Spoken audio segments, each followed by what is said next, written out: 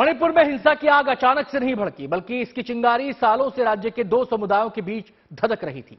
इसी बीच मणिपुर हाईकोर्ट ने एक आदेश दिया और इस आदेश ने आग में घी डालने का काम कर दिया, जिसके बाद राज्य की बहुसंख्यक मैतेई आबादी और राज्य की दो जनजातियां नागा और कुकी समुदायों के बीच तनावपूर्ण स्थिति हो गई। 3 मई को चुराचांदपुर दोनों समुदायों के लोग आपस में भिड़ गए और देखते ही देखते पूरा राज्य हिंसा की चपेट में आ गया।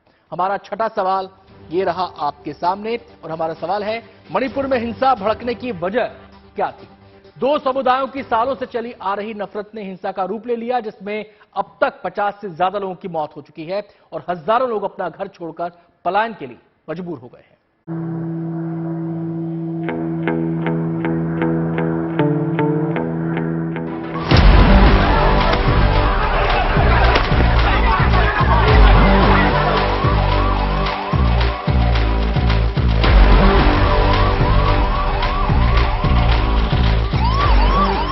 मणिपुर के चुराचांदपुर में जातीय मुद्दे को लेकर आदिवासियों और मैतेई समुदाय के बीच शुरू हुई इस हिंसा में अब तक कई परिवार तबाह हो चुके हैं। लेकिन 3 मई को चुराचांदपुर में जो हिंसा भड़की, उसके चिंगारी पिछले कई सालों से सुलग रही थी और मणिपुर हाईकोर्ट की एक टिप्पणी के बाद ये चिंगारी भड़क गई। दरअसल यहाँ मैतेई समुदाय की कुल आबादी करीब 53% है, जबकि जनजाति समुदाय की 42% के आसपास है।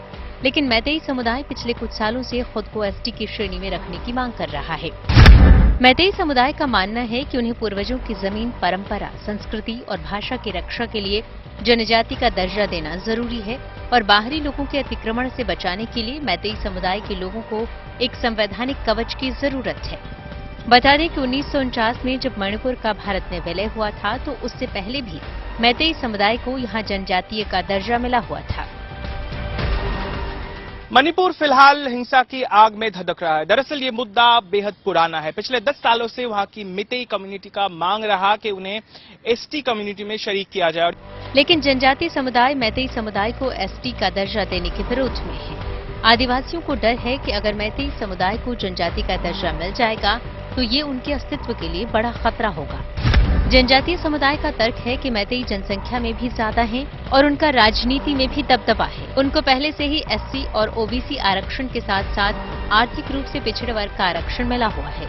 ऐसे में अगर मैतेई समुदाय को एसटी का दर्जा मिल गया तो बाकी जनजातियों के लिए नौकरी और कॉलेजों में दाखिला मिलने के मौके कम हो जाएंगे।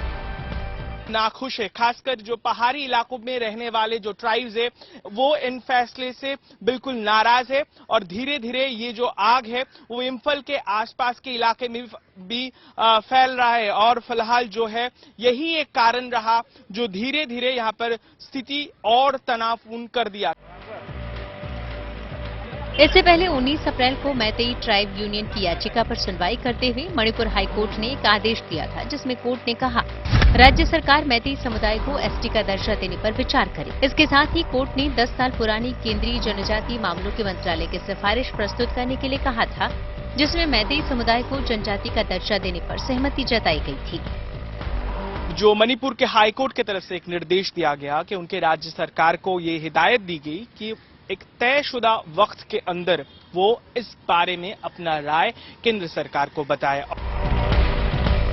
जबकि कोर्ट ने इस पूरे मामले में कहीं भी मैतेई समुदाय को जनजाति दर्जा देने की बात नहीं कही थी। लेकिन कोर्ट के इस आदेश के बाद 3 मई को all tribal students union of Manipur ने आदिवासी एकता मार्च निकाला था।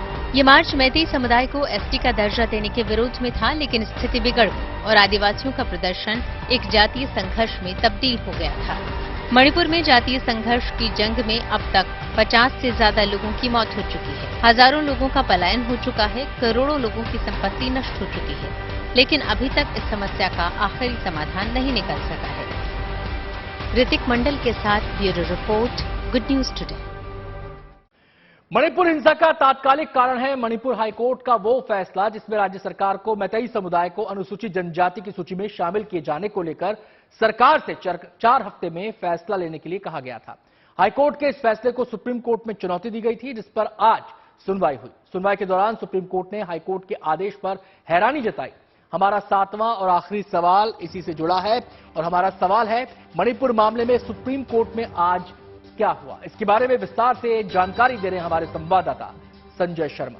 सुप्रीम कोर्ट में आज सुनवाई हुई और सुप्रीम कोर्ट ने इस मामले में मणिपुर हाई कोर्ट के उस आदेश यानी जजमेंट पर बहुत आश्चर्य जताया है और साथ ही नाराजगी भी जताई है, जिसमें कोर्ट का ये कहना है कि मणिपुर हाई कोर्ट ने अपने जजमेंट में जिन चीजों का इस्तेमाल किया है यानी जो जजमेंट दिया है उसके कुछ हिस्से को लेकर सुप्रीम कोर्ट ने आपत्ति जताई है और सुप्रीम कोर्ट ने साफ कहा है कि हाई कोर्ट ने वो सारी चीजें लिखी हैं जो उसके अधिकार क्षेत्र में आता ही नहीं है।